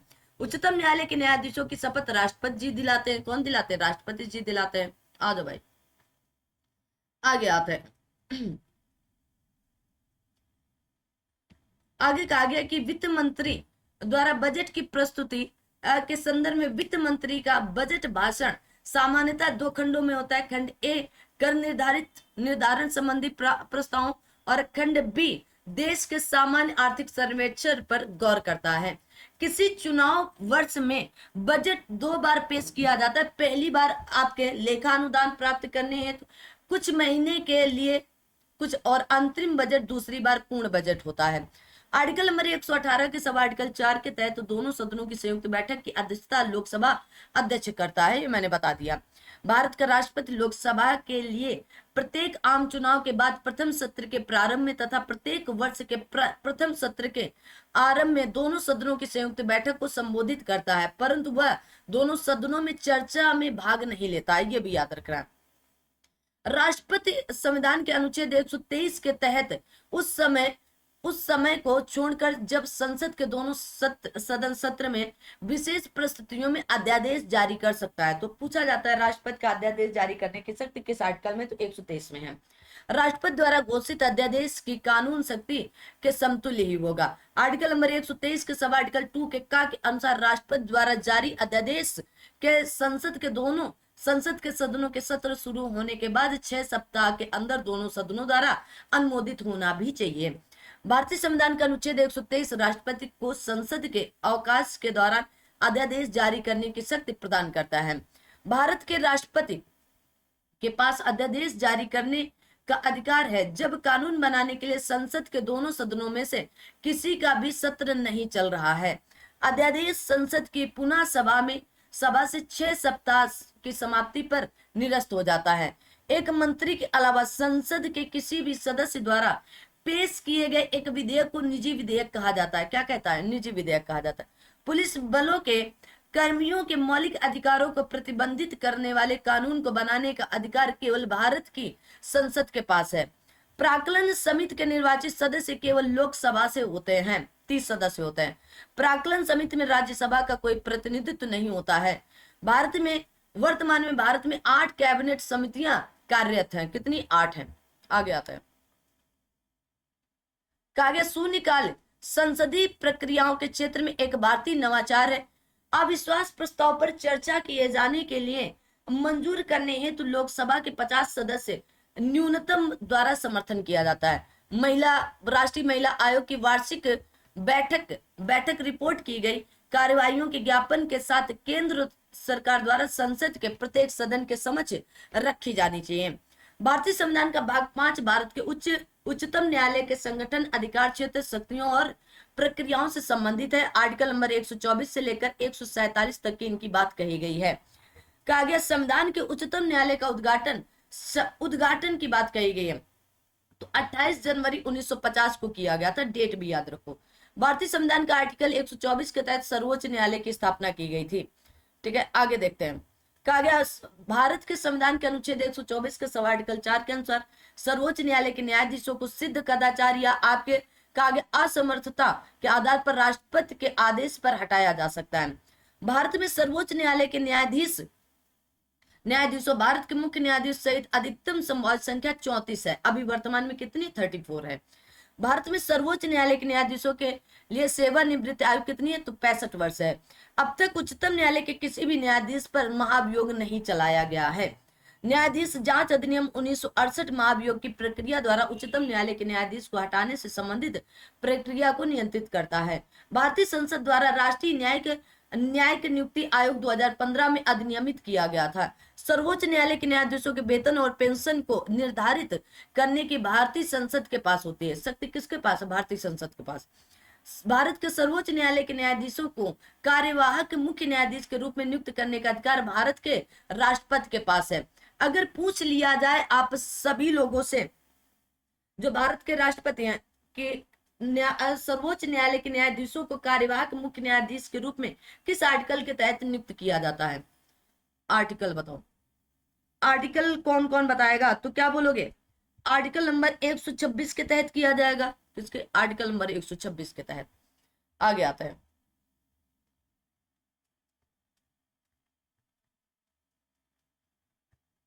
आगे देखते हैं। आगे सर्वोच्च न्यायालय के सेवानिवृत्त न्यायाधीशों से अस्थायी अवधि के लिए सर्वोच्च न्यायालय के न्यायाधीश के रूप में कार्य करने का अनुरोध भारत का मुख्य न्यायाधीश कर सकता है। मान लो काम ज्यादा हो गया तो इसके लिए क्या कर सकते हैं? और बुला सकते हैं कि आइए आप काम करिएगा, क्योंकि यहाँ पर आपको क्या करना है, काम का बर्डन ज्यादा हो गया। भारतीय संविधान के अनुच्छेद 129 में उल्लेखित है कि सर्वोच्च न्यायालय एक अभिलेख न्यायालय भी है, अपना सब कुछ लिखित रखता भी है। भारतीय संविधान के अनुच्छेद 131 सर्वोच्च न्यायालय की आरंभिक अधिकारिता से संबंधित बात कही गई। किसमें? Article number 131। भारत सरकार और एक या अधिक राज्यों के बीच विवाद भारत के सर्वोच्च न्यायालय के क्षेत्राधिकार मूल और अनन्य है। कहा गया भारतीय संविधान के अनुच्छेद 133 में दीवानी मामले के संबंध में उच्च न्यायालय से सर्वोच्च न्यायालय में अपीली क्षेत्राधिकार के प्रावधान शामिल हैं। भारतीय संविधान के अनुच्छेद 134 में आपराधिक मामले में उच्चतम न्यायालय के अपीली अधिकारिता के लिए प्रावधान शामिल है। भारतीय संविधान के अनुच्छेद 136 उच्चतम न्यायालय को भारत के क्षेत्र में किसी भी अदालत या न्यायाधिकरण से अपील करने के लिए विशेष अनुमति प्रदान करने के लिए अधिकृत करता है। आगे आते हैं। भारतीय संविधान का अनुच्छेद 143 राष्ट्रपति को सर्वोच्च न्यायालय से सलाह लेने के लिए अधिकृत करता है। संविधान के अनुच्छेद 143 के तहत राष्ट्रपति को सर्वोच्च न्यायालय से किसी विषय पर परामर्श प्राप्त करने की शक्ति है, परंतु उस पर परामर्श स्वीकार करने की बाध्यता नहीं है। ठीक है, परामर्श ले सकते हैं, लेकिन माने या ना माने ये राष्ट्रपति, और परामर्श वो दे या ना दे ये सर्वोच्च न्यायालय पर तय करेगा। कहा गया भारत के नियंत्रक, महालेखक, परीक्षक, संवैधानिक पदाधिकारी है, जो सार्वजनिक कोष या आपके पब्लिक पर्स का संरक्षक कहा जाता है। आर्टिकल नंबर 148 से लेकर 152 तक इनकी 151 तक इनकी चर्चा की गई है। ठीक है, ठीक है। अगर पूछ लिया जाए कि भारत के नियंत्रक एवं महालेखक परीक्षक से संबंधित कौन कौन से आर्टिकल हैं, आर्टिकल नंबर 148 से लेकर 151 तक है, याद रखना। 152 से तो भाग नंबर 6 शुरू हो जाता है। ठीक है, तो 148 से लेकर 151 तक, 148, 149, 150, 151, 4 आर्टिकल हैं। ठीक है, कितने? 4 आर्टिकल हैं। कहा गया भारत के नियंत्रक एवं महालेखक परीक्षक के वेतन और अन्य सेवा शर्तों को निर्धारित करने का अधिकार भारतीय संसद के पास है। नियंत्रक एवं महालेखक परीक्षक का वेतन सर्वोच्च न्यायालय के न्यायाधीश के बराबर होता है। अभी पीछे मैंने दिखाया अभी कितना होता है। कहा गया अपील के उच्चतम न्यायालय के रूप में ब्रिटिश प्रीवी काउंसिल को भारत के उच्चतम न्यायालय द्वारा प्रतिस्थापित किया था। कहा गया राष्ट्रपति संविधान के अनुच्छेद 155 के अनुसार राज्यों के राज्यपाल की नियुक्ति करता है। किसके? राज्यों के राज्यपाल की नियुक्ति करता है। आगे आते हैं। अब आता है संविधान के अनुच्छेद 160 के तहत राष्ट्रपति आकस्मिक या आपके असाधारण परिस्थितियों में राज्यपाल के कर्तव्यों के निर्वहन हेतु उपबंध कर सकता है। आर्टिकल नंबर 164 के सब आर्टिकल 1 के अनुसार राज्यों के मुख्यमंत्री की नियुक्ति राज्यपाल द्वारा की जाती है और अन्य मंत्रियों की नियुक्ति राज्यपाल मुख्यमंत्री की सलाह पर करता है। संविधान के अनुच्छेद 233 के अनुसार जिला न्यायाधीश की नियुक्ति राज्यपाल उच्च न्यायालय के परामर्श से करता है। इंपॉर्टेंट है। कहा गया अनुच्छेद 239 के सब 5 के तहत दिल्ली संघ राज्य क्षेत्र तथा संघ राज्य क्षेत्र सरकार अधिनियम 1963 के तहत पुदुचेरी संघ राज्य क्षेत्र के मुख्यमंत्री की नियुक्ति राष्ट्रपति करते हैं। कौन करते हैं? राष्ट्रपति। तथा अन्य मंत्रियों की नियुक्ति राष्ट्रपति मुख्यमंत्री की सलाह पर करता है तथा मंत्री राष्ट्रपति के प्रसाद पर्यंत पद धारण करते हैं। आर्टिकल नंबर 280 के सब आर्टिकल 1 के अनुसार वित्त आयोग के अध्यक्ष और 4 अन्य सदस्यों की नियुक्ति भी राष्ट्रपति द्वारा की जाती है। भारत की समेकित निधि में से राज्यों के राजस्व में सहायता अनुदान को शासित करने के सिद्धांतों पर वित्त आयोग राष्ट्रपति को सिफारिश करता है। कौन करते हैं? वित्त आयोग को राष्ट्रपति सिफारिश करते हैं। कहा गया वित्त आयोग राष्ट्रीय अनुसूचित जाति आयोग, राष्ट्रीय अनुसूचित जनजाति आयोग, राष्ट्रीय पिछड़ा वर्ग आयोग के अध्यक्ष एवं सदस्यों एवं नियंत्रक महालेखक परीक्षक की नियुक्ति कौन करता है? राष्ट्रपति द्वारा की जाती है। राष्ट्रपति कहा गया भारत के राष्ट्रपति में यद्यप समस्त कार्यपालिका शक्ति नहीं थी, परंतु वह शासन का मात्र औपचारिक प्रमुख होता है और वास्तविक शक्ति शासन संचालन प्रधानमंत्री के नेतृत्व में मंत्रिपरिषद द्वारा किया जाता है, जो कि लोकसभा के प्रति उत्तरदायी होती है। संसद के राष्ट्रपति का अभिभाषण केंद्रीय मंत्रिमंडल तैयार करता है, क्योंकि वास्तविक कार्यपालिका शक्ति केंद्रीय मंत्रिमंडल में निहित है। भारत का राष्ट्रपति निर्वाचित होता है और ब्रिटेन का राजा वंशानुगत अतः दोनों भिन्न हैं।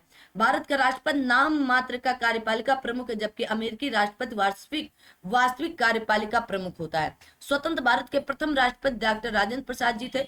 डॉक्टर राजेंद्र प्रसाद बिहार राज्य से थे। कहां से? बिहार से। डॉक्टर राजेंद्र प्रसाद लगातार 12 वर्षों तक 1950 से 1952 से लेकर 1957 से लेकर 1962 के भारत के राष्ट्रपति रहे थे, जिसमें से 26 जनवरी 1950 को भारत के राष्ट्रपति नियुक्त किए गए थे, जबकि 1952 एवं 1957 में क्रमशः प्रथम एवं द्वितीय राष्ट्रपति चुनाव में राष्ट्रपति निर्वाचित हुए थे।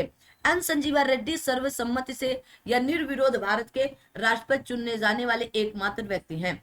Doctor Rajendra Prasad, Fakhruddin Ali Ahmed, Neelam Sanjiva Reddy, Giani Zail Singh, doctor APJ Abdul Kalam, Shrimati Pratibha Devi Singh Patil, Pranab Mukherjee और रामनाथ कोविंद ऐसे राष्ट्रपति जो उपराष्ट्रपति पर आसीन नहीं रहे। ये बात पूछी जाती है, ठीक है, कि कौन उपराष्ट्रपति पद को सुशोभित नहीं किया और सीधा राष्ट्रपति बने हैं। ठीक है, आ दो भाई, आगे आते हैं।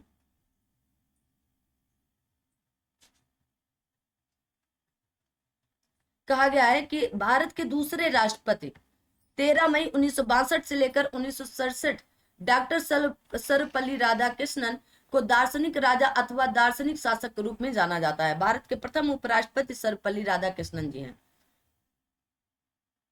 आगे आते हैं। कहा गया है भारत के चौथे राष्ट्रपति वीवी गिरी 1969 से 74 ट्रेड यूनियन आंदोलन से संबंध रहे थे। भारत के व्यक्तिगत अनुसार 11वें राष्ट्रपति 2002 से लेकर 2007 डॉक्टर एपीजे अब्दुल कलाम को मिसाइल मैन की संज्ञा दी जाती है। डॉक्टर एपीजे अब्दुल कलाम राष्ट्रपति बनने वाले प्रथम वैज्ञानिक एवं गैर राजनीतिक व्यक्ति भी थे। कहा गया जस्टिस एम हिदायतुल्लाह ने 20 जुलाई 1969 से 24 अगस्त 1969 के दौरान कार्यवाहक राष्ट्रपति के रूप में भी कार्य संभाला था। 25 जुलाई 2007 को प्रतिभा देवी पाटिल ने देश के व्यक्ति के अनुसार 12वें राष्ट्रपति के रूप में शपथ ली थी।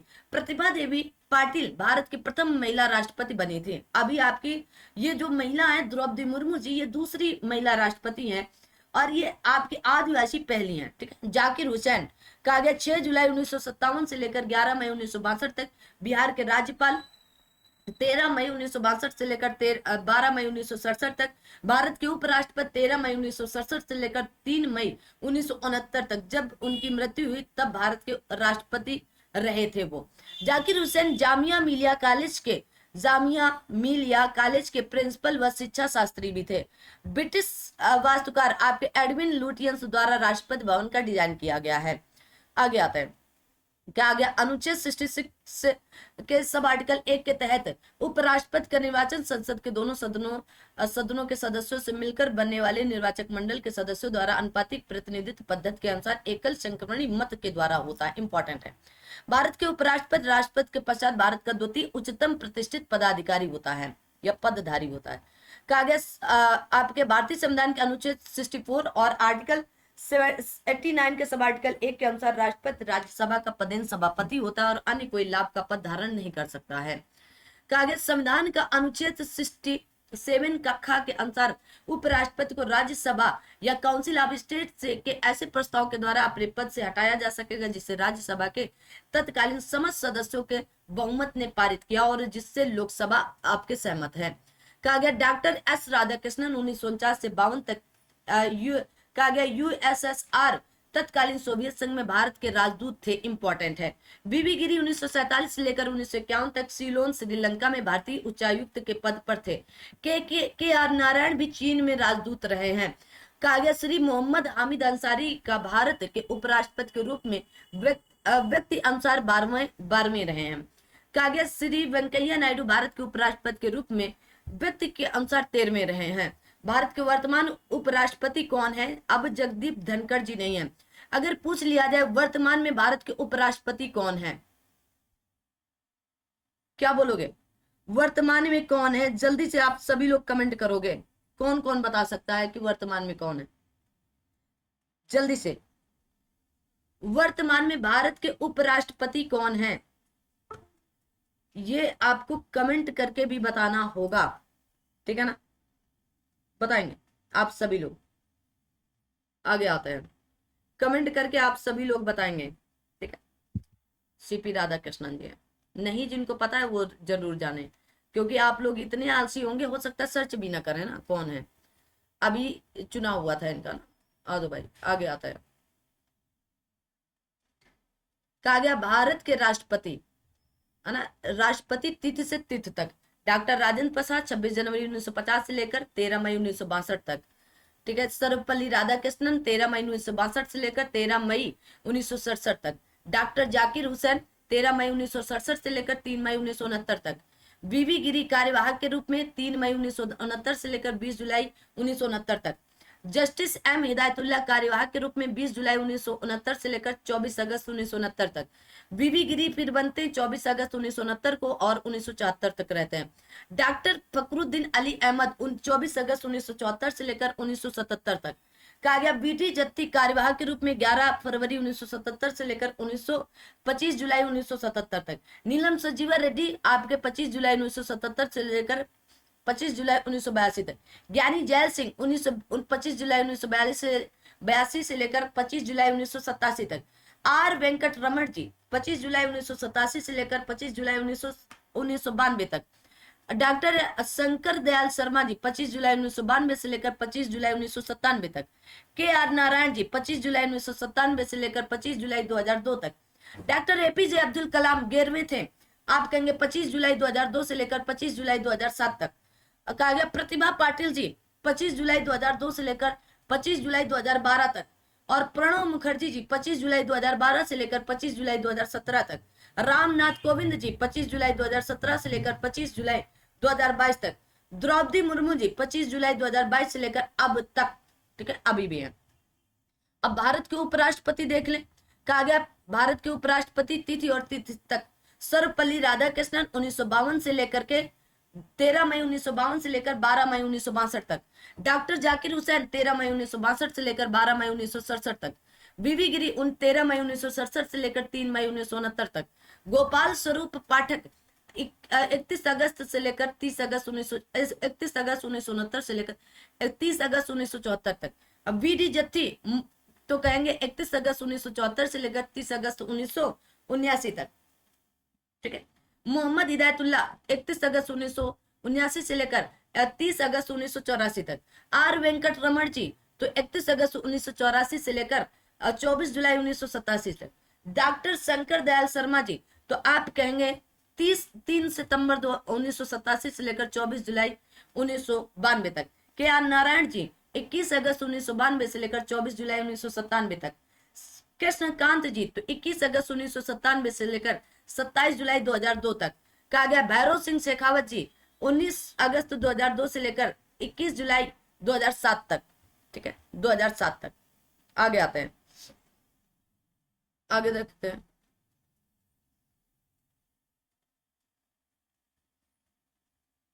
कहा गया आपके मोहम्मद हामिद अंसारी 11 अगस्त 2007 से लेकर 10 अगस्त 2017 तक।